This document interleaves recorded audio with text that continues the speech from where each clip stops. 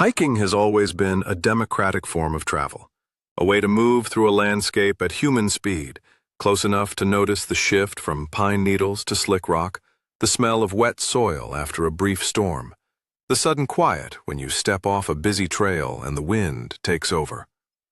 Long before hiking became a recreational label, people walked these routes for work, trade, pilgrimage, and survival.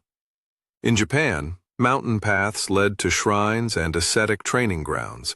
In the Andes, foot trails connected highland communities across staggering vertical terrain. In North America, indigenous trail networks mapped watersheds and seasons with a precision that modern maps still struggle to match. Today's hikers inherit that long relationship with land and weather, often with far better gear and sometimes with less patience for preparation. The good news is that you don't need to be a pro mountaineer to hike safely. You need a few habits that quietly stack the odds in your favor. The first habit is to match the hike to the day, not to your ambition. Most accidents in the outdoors don't happen on heroic expeditions. They happen on ordinary outings when a trail is treated as easy and therefore not worth planning. Difficulty ratings are notoriously inconsistent from one park or guidebook to another. A moderate hike in the humid Appalachians can feel gentler than a moderate hike at altitude in Colorado, where thinner air turns mild inclines into slow-motion stair climbing. Desert trails can look flat and harmless until heat and sun exposure drain you faster than you expect. So choose with context: distance, elevation gain, altitude, temperature, and trail surface. A 5-mile loop on shaded dirt is not the same as 5 miles on exposed granite or loose scree. If you're new, pick a route that leaves you a margin, time to stop, to look around, to turn back early without disappointment. The most reliable safety strategy is humility in route selection. Let the landscape set the terms. Second, learn to read the weather like a local, not like an app. Forecasts are useful, but terrain creates microclimates, small, dramatic changes in wind, temperature, and precipitation over short distances. Coastal mountains can generate fog that arrives like a curtain. Canyons can funnel winds. High ridgelines can turn a pleasant afternoon into a hypothermia risk even in late spring. Lightning deserves special respect. In many ranges, summer storms build quickly in the afternoon as warm air rises and condenses. That pattern is so common in places like the Rockies and the Sierra Nevada that experienced hikers plan to be off exposed ridges by early afternoon. If you hear thunder, you are already within striking distance. The practical rule is simple. Avoid being the tallest object. Avoid open summits and isolated trees, and move toward lower terrain that isn't a drainage channel. Rain also changes the ground under your feet. Dry clay becomes skating rink slick. A shallow stream can become a fast current. Desert washes can flash flood even if the storm is miles away. Weather safety isn't about fear, it's about timing. Start earlier, watch the sky, and treat chance of storms as a schedule constraint, not a trivia fact. Third, navigation is a skill, not an accessory. Many people carry a phone and assume that means they can't get lost. Phones are excellent tools until they aren't. Batteries drain faster in cold. Screens become hard to read in bright sun. A single wrong turn at a junction can put you on a social trail that fades into brush, and suddenly you're navigating by guesswork.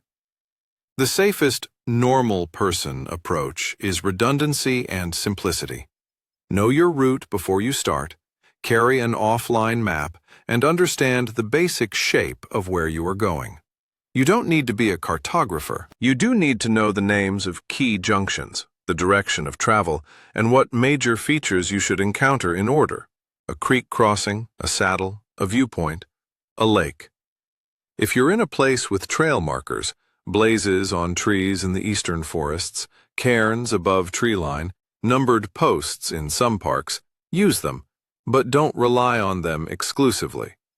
Markers can be missed in fog or snow, and cairns can be misleading if someone stacks rocks for fun. A small paper map weighs almost nothing, works without signal, and gives you the big picture when a GPS dot feels too abstract. Navigation safety is mostly about preventing a minor error from becoming an unplanned expedition. Fourth, manage water and food like you're traveling through a small wilderness economy, where the currency is calories and hydration. Dehydration and low blood sugar don't always announce themselves dramatically. They often show up as irritability, clumsiness, poor decisions, and fatigue, the exact ingredients that turn a manageable hike into a risky one. In hot or dry environments, you may need more water than you think, and you may need electrolytes as well, especially on longer hikes. In cold environments, people often drink less because they don't feel thirsty, yet they still lose water through breathing and exertion. A good rule is to start hydrated, sip regularly, and carry more than you expect to use. If the route depends on refilling from streams or lakes, know whether the water is reliable seasonally and have a way to treat it. Clear mountain water can still carry giardia and other pathogens. Treatment is not paranoia, it's standard practice. Calories matter too. Bring food you'll actually eat when you're tired.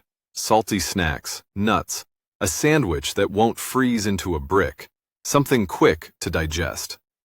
One of the oldest trail lessons is that small, steady intake beats a single heroic meal at the summit. Fifth, dress for the conditions you might meet, not the conditions in the parking lot. Many landscapes are masters of misdirection. A trailhead in bright sun can lead into shaded forest where the temperature drops 10 degrees, then up to a windy overlook where it drops 10 more.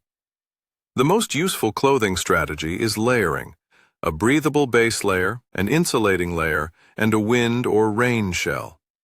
Cotton is comfortable in town and often miserable on the trail because it holds moisture. Wet cotton can accelerate heat loss in cool weather. Footwear deserves its own paragraph. You don't need heavy boots for every hike, but you do need shoes with traction appropriate to the surface. Slick rock, wet roots, loose gravel, and mud all demand different kinds of grip. Blisters are not a rite of passage. They are a preventable injury that can change your gait and increase the chance of a fall. Well-fitting socks, shoes broken in before a long hike, and a small blister kit can save a day. Sun protection is also clothing, a brimmed hat, sunglasses, and sunscreen. At higher elevations, ultraviolet exposure is stronger, and snow can reflect sunlight upward into places you didn't think to protect. Sixth, treat time as a safety tool. Many hikers get into trouble not because the trail is hard, but because they run out of daylight, energy, or weather margin. Before you start, estimate how long the hike will take at your pace, not someone else's. Naismith's rule, an old mountaineering estimate, suggests roughly 1 hour for every 3 miles, plus an additional hour for every 2,000 feet of elevation gain, adjusted for terrain and fitness. You don't need to calculate it perfectly. You need to notice when you're behind schedule. Build in time for breaks, photos, and wrong turns. Then set a turnaround time and honor it. This is one of the most professional habits a casual hiker can adopt. It prevents the classic scenario where people push on just a little farther, then descend in darkness when trails are harder to follow and injuries are more likely. Carrying a small headlamp is a simple backup, but it should be a contingency, not the plan. Time management also means understanding seasonal daylight. A late afternoon start in autumn can be a trap even on short trails. Seventh, plan for the most common emergencies: a twisted ankle, getting turned around, sudden cold, and the slow creep of panic. The outdoors can be psychologically loud when something goes wrong. A minor injury feels bigger when you're miles from the trailhead. Preparation helps you stay calm and make decisions in the right order. Tell someone where you're going and when you expect to be back, especially if you're hiking alone or in a less traveled area. Carry a small set of essentials: a headlamp, a basic first aid kit, a way to make warmth, an emergency bivvy or space blanket, a lighter or matches, and a little extra food and water. These items are not heavy, and they turn many search and rescue stories into simple inconveniences. If you do get lost, the best move is usually to stop, breathe, and reorient rather than wandering and compounding the problem. Many rescue reports share a pattern. People keep moving while uncertain, hoping the trail will appear. Often it doesn't. In places with intermittent cell service, a text message can go through when a call can't, and sharing your location, if you can, helps responders. If you're in a group, keep it together. Splitting up can multiply risk. The goal is not to be fearless, it's to be steady. Alongside these 7 tips sits a quiet 8th principle that ties them together. Respect the place you're visiting. Trails are not just recreational corridors, they're cultural and ecological spaces. Many routes follow older lines of travel, and many parks sit on homelands with deep histories that predate modern boundaries. Learning a little about where you are, whether it's a national park shaped by early conservation politics, a state forest with a logging past, or a local watershed protected by community effort, adds meaning and often improves safety. When you understand why a trail climbs where it does, why water sources are scarce, why a meadow is fragile, you move differently. You step more carefully, you plan more thoughtfully, you notice more. Hiking safely as a normal person is not about turning a walk into a military operation. It's about building a small, reliable system.